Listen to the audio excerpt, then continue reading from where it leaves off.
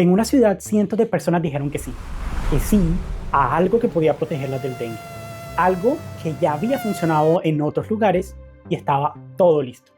Y entonces llegó esto. Un mensaje, después otro, después miles y todo se detuvo. Me enteré de esta historia hace unos meses en Laos, un país donde el dengue no es una estadística, es algo real. Y ahí entendí dos cosas al mismo tiempo.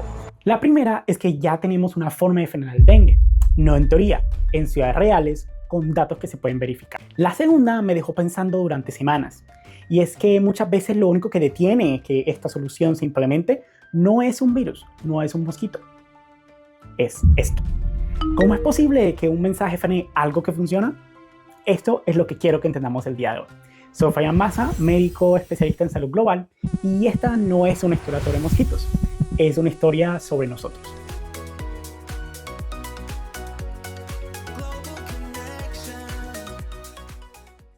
Para entender qué fue lo que se detuvo, primero tengo que contarte qué es. Y esto arranca con un mosquito, uno en particular, el Aedes aegypti, que es el que carga el virus del dengue, el Zika y el chikungunya. Y lo más probable es que esté viviendo en tu ciudad. La cosa es que este mosquito no nace con el virus adentro. Lo obtiene cuando pica a alguien que ya está infectado y después lo transmite cuando pica a otra persona. Entonces, durante años la idea siempre fue la misma: matar al mosquito a través de insecticidas, fumigaciones, campañas de salud pública. Aún así, el dengue sigue siendo uno de los problemas de salud pública más grandes del mundo. Hasta que alguien le dio la vuelta a la pregunta: ¿y si el problema no fuera el mosquito? Mejor dicho, ¿y si pudiéramos dejar al mosquito vivo, pero sin que sea capaz de pasarte el virus?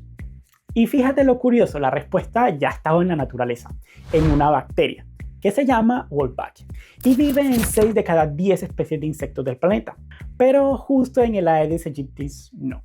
Así que lo que hicieron los científicos fue introducir esta bacteria. ¿Y qué pasa cuando Wolbachia entra? Pues que se pelea con el virus por los mismos recursos que él necesita para replicarse. Y como la bacteria ya está ahí y los está usando, el virus no los consigue. Por tanto, no se puede replicar. El mosquito sigue vivo, te sigue picando, igual de molesto, pero ya no te puede enfermar. Y aquí va lo importante, porque sé lo que estás pensando. Y esto no es una modificación genética. A este mosquito no le tocan el ADN. Es el mismo mosquito de siempre. Y todavía hay algo mejor. Wolbachia se hereda. Por eso, a diferencia de la fumigación, no toca repetirlo con cada temporada. La sueltas una vez y ella sola se va expandiendo generación tras generación. Una sola liberación y el efecto se queda. Suena casi perfecto, ¿cierto? Pero antes de creerte que algo así de bueno existe, hay una pregunta que toca hacer. ¿De verdad funciona? Y la respuesta pues no sale de un laboratorio, sale de ciudades reales con gente real y números que pueden verificarse. Y déjame contarte el caso que a mí más me sacudió. Y para eso viajamos a Niterói, en Brasil, una ciudad con 500.000 de personas. En 2024, América Latina vivió uno de los peores brotes de dengue de su historia, y Brasil fue uno de los países más golpeados. Niterói estaba en el medio, rodeado por el brote. Ese año, el promedio de Brasil en términos de casos fue de 3.157 por cada 100.000 habitantes. Niterói tuvo 374. Sí, 374. Para que se entienda, la misma región, el mismo brote, el mismo mosquito y una diferencia de casi 8 veces. Y esto no pasó solo en Brasil. En Colombia, en Medellín, Bello e Itagüí, el dengue cayó más del 95% cuando se implementó este programa de salud pública. Y en Yogyakarta, en Indonesia, un estudio del estándar más riguroso que existe mostró 77% menos casos en las áreas donde se implementó este programa de salud. Por consiguiente, sí funciona y muy bien. Y aquí es donde la cosa se pone rara, porque en algunos lugares donde ya estaba todo listo para arrancar, de un momento a otro se frenó. Volvamos a esa ciudad donde todo estaba listo, que era Bali, en Indonesia. Noviembre de 2023, cientos de hogares ya habían dicho que sí, después de meses de preparación. Y entonces empezaron a llegar los mensajes. En WhatsApp, en TikTok, empezaron a circular historias que esos mosquitos iban a esparcir encefalitis japonesa, que es una enfermedad grave que inflama el cerebro, que iban a transmitir genes que volvían gay a la gente y que todo era parte de un plan de Bill Gates para reducir la población del mundo. Y bueno, por consiguiente, el programa se pausó. Cientos de hogares, meses de trabajo detenidos por mensajes de celular. Y aquí es donde quiero que pares conmigo un segundo. Porque la pregunta fácil es, ¿cómo puede alguien creerse eso? Pero esa es la pregunta equivocada, de hecho. La pregunta de verdad es, ¿cómo no se lo iban a creer? Fíjate en algo. La desinformación que funciona casi nunca se inventa todo de la nada.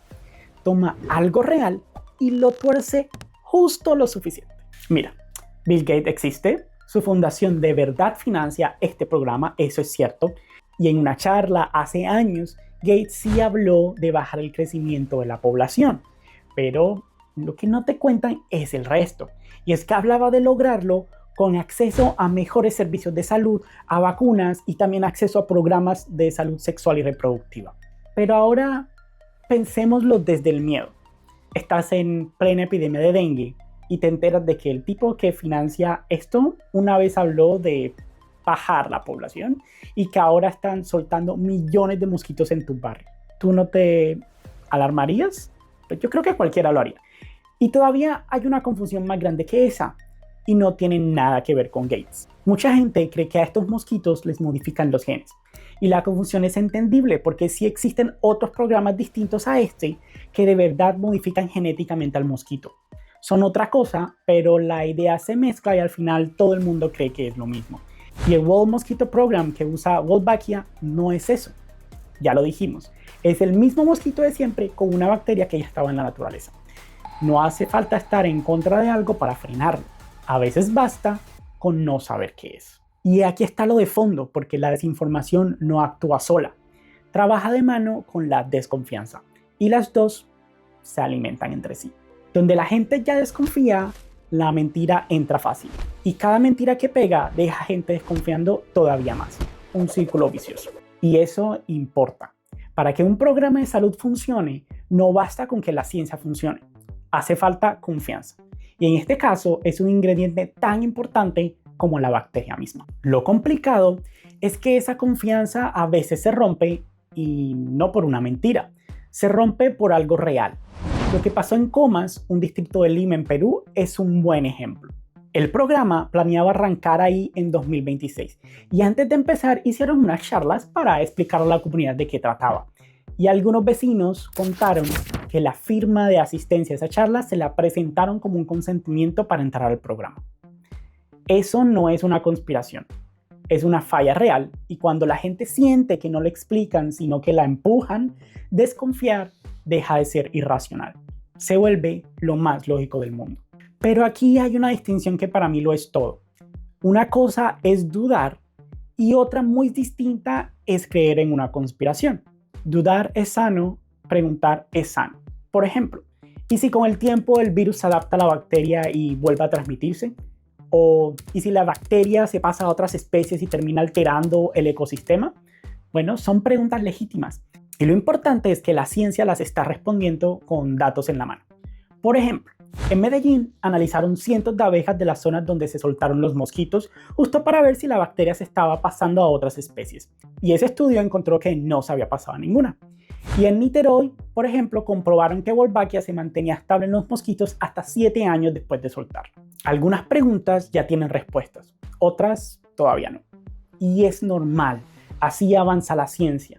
Lo que no es normal es confundir una pregunta con una conspiración. Y déjame darte un ejemplo, uno de los que me da más gracia. Y es que dicen que esto lo prueban en países pobres y que los usan como conejillos de indias. Y suena posible, ¿cierto? El detalle es que el primer lugar donde se probó Wolbachia fue Australia, en 2011, uno de los países más ricos y regulados del planeta. Si la idea fuera experimentar a escondidas con los más pobres, bueno, no arrancarías por ahí. Entonces, una pregunta busca respuestas y una conspiración ya tiene la respuesta y no le interesan los datos. En conclusión, ¿qué hacemos con todo esto? Bueno, el dengue es real, el programa existe y la evidencia es sólida, aunque no perfecta. Y la desconfianza también es real y muchas veces se entiende. Tú tienes derecho a dudar, tienes derecho a preguntar y tienes derecho a no participar. Pero tienes derecho a una cosa más, a decidir con información de verdad. Y eso es justo lo que la desinformación te quita. No te dice que no participes, te llena la cabeza de cosas falsas para que ya no puedas decidir con claridad. Y esto es lo que más me importa que te lleves.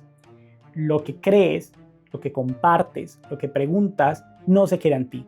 Un mensaje que reenvías hoy sin verificar puede cambiar la decisión de salud de alguien al otro lado del mundo, sin mala intención, sin darte cuenta, pero con consecuencias reales. Todos podemos ser parte de la cadena de desinformación o podemos decidir no serlo, porque tu salud y la salud del mundo están más conectadas de lo que crees. Y eso es salud global.